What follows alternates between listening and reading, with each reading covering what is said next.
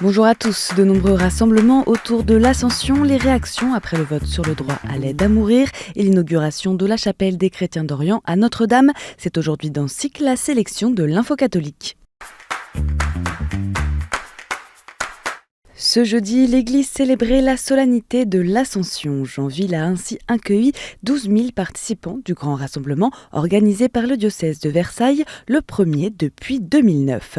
De nombreuses processions et célébrations ont bien sûr été organisées dans les diocèses, comme à Clermont-Ferrand ou bien encore à Meaux, à la cathédrale Saint-Étienne, pour vivre une démarche jubilaire. Comme chaque année depuis 1304, la procession du 500 a traversé les rues de Bruges en Belgique, un événement inscrit par l'UNESCO au patrimoine immatériel de l'humanité qui s'inspire de l'âge d'or de Bruges au XVe siècle pour cette procession populaire qui manifeste la dévotion aux 500 du Christ.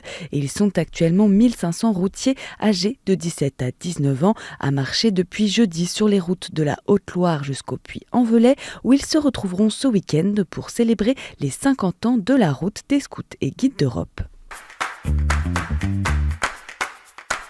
Les deux propositions de loi concernant la fin de vie ont été adoptées mardi par l'Assemblée nationale. Si la SFAP, la Société française d'accompagnement et de soins palliatifs, s'est félicitée de l'adhésion massive des députés à celle relative aux soins palliatifs, adoptée à l'unanimité, elle regrette en revanche le changement fondamental de la mission des soignants que porte la seconde relative au droit à l'aide à mourir, approuvée elle à 305 voix pour et 199 voix contre. Pour Alliance Vita, ce texte représente un risque redoutable que des personnes malades se tournent vers la mort administrée faute d'accès rapide aux soins appropriés.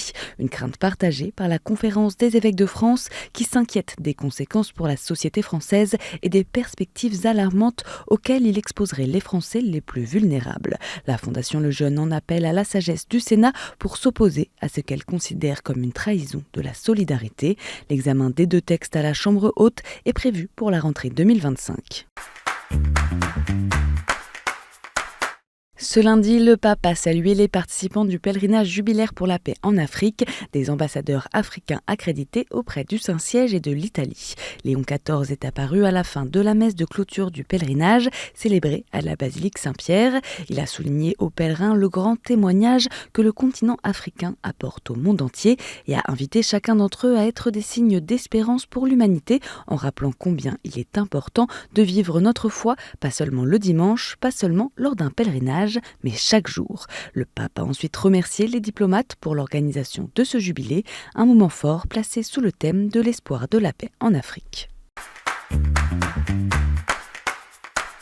Le Vatican a annoncé ce mardi la nomination par Léon XIV de Monseigneur Renzo Pegoraro comme président de l'Académie pontificale pour la vie, institution dont il était le chancelier depuis 2011.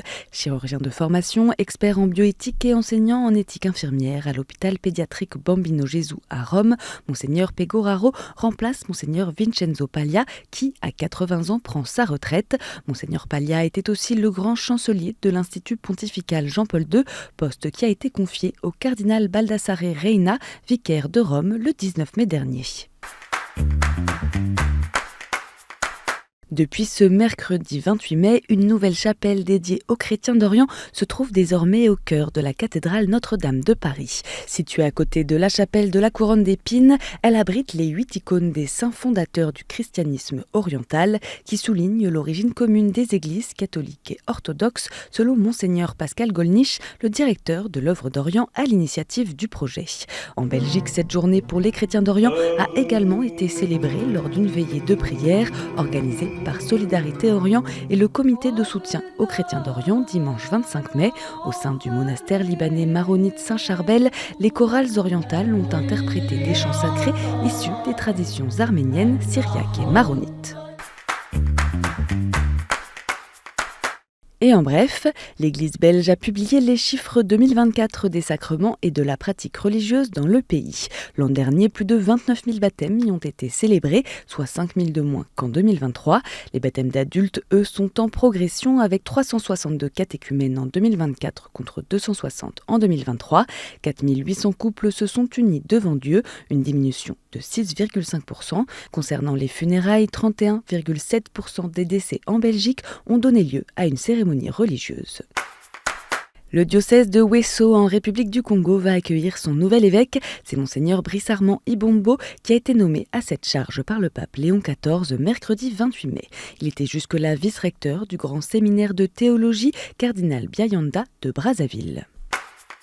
Suite à la réception de plusieurs témoignages concernant des faits d'agression sexuelle sur mineurs qui auraient été commis au sein de l'Institut Saint-Lô d'Agneaux dans la Manche, le diocèse de Coutances et Avranches et l'enseignement catholique ont lancé le 28 mai un appel à témoins. Toute personne qui aurait subi des agressions sexuelles dans cet établissement entre 1930 et 1983 est invitée à contacter la cellule d'écoute dédiée par téléphone au 06 38 52 60 33 ou par mail à l'adresse paroledevictime@diocèse50.fr. 4 timbres à l'effigie du pape Léon XIV ont été émis par le Vatican. Sur ces timbres, on retrouve des photos marquantes des premiers jours de son pontificat. D'une valeur allant de 1,25 € à 3,20 €, les timbres sont commercialisés depuis le mardi 27 mai par les postes Vatican. Le site internet du Vatican fait peau neuve. Ce jeudi 29 mai, le dicaster pour la communication a annoncé la nouvelle charte graphique conçue pour faciliter l'accès aux documents du magistère. Désormais aux couleurs bleu ciel, gris et beige, la page d'accueil s'ouvre sur une photo du pape Léon XIV.